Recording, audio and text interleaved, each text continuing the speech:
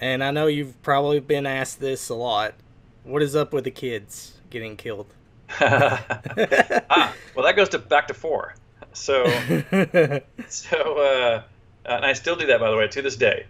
So in Ultima 4, you remember we already talked about it in Ultima 3.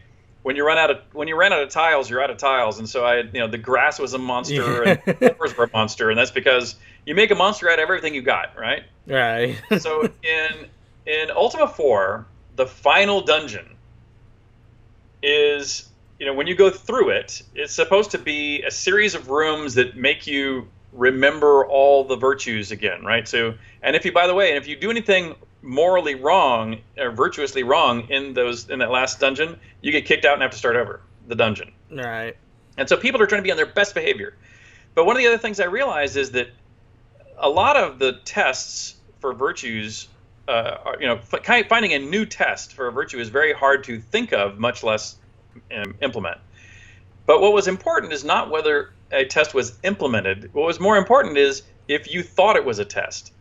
And so what I mean by that is, like, one room I knew by the time you got to this dungeon, you were guaranteed to have one of each of the 8 character classes in your party. You had to. There was no way to be here without one of each of those 8.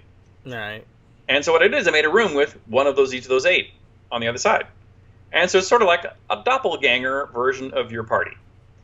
And really, they're just monsters, right? They're just like the floor tile or the grass. They're just monsters. There's no test at all.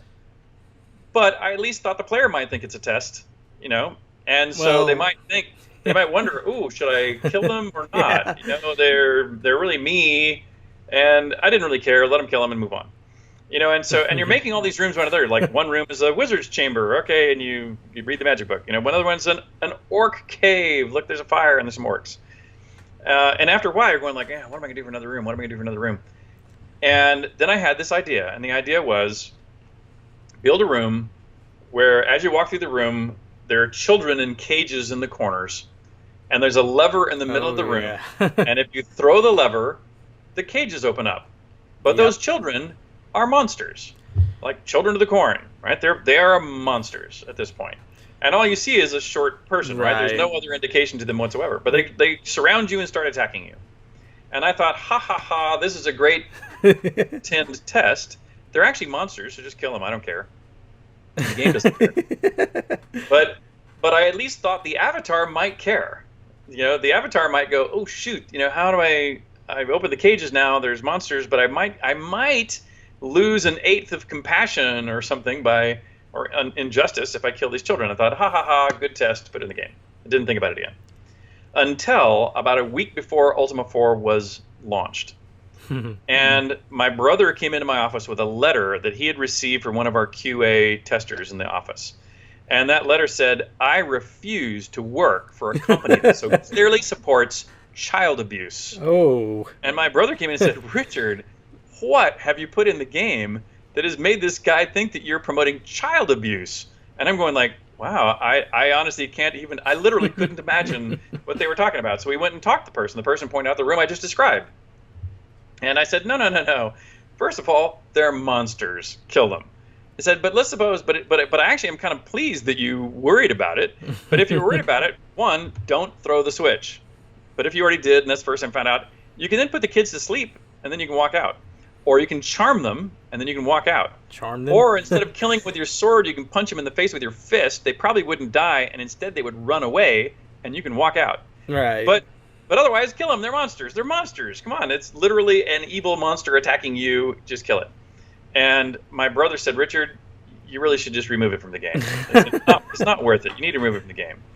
And I'm going like, you are crazy. I said, I have provoked a deep emotional response to a very simple simulation. I'm actually very proud of the fact that I could provoke that level of response. And this person is wrong. The game is not promoting child abuse. They are monsters. And there's numerous other ways out of this that don't involve killing the children. Oh, yeah. And my brother said, no, I'm not going to publish this game unless you remove that room. And I said, well, I'm not removing the room, so, good luck. And then my brother got my parents involved. Oh, gosh. And my parents are our board members. My dad, whenever there was arguments, my dad always took my brother's side. So no surprise, he told me to take out the room. And my mother, who is usually on my side, she actually said, Richard, why is this room so important to you? You really should just take it out. If we get even one article from Good Housekeeping or something that trumps on your game, that would be disastrous. And I said, guys, you are all wrong. I am not taking this room out of this game. And so we left it in, and no one ever complained about it. But that, to me, that was such a meaningful moment to me that I have put rooms with the homage to killing children in every game I've done since. And it's been enough to where people have begun to notice plenty of times. And so, which I find humorous, and it almost always involves the avatar doing something inadvertently to get the kids killed. One time you think you're rescuing them, and you open up a monster, the wall between a monster's cage and their cage, and the monster consumes the children. Right. And most recently in Shroud of the Avatar, when you walk in and try to open up the front cage, spike traps come down and kill. So it'd be your fault.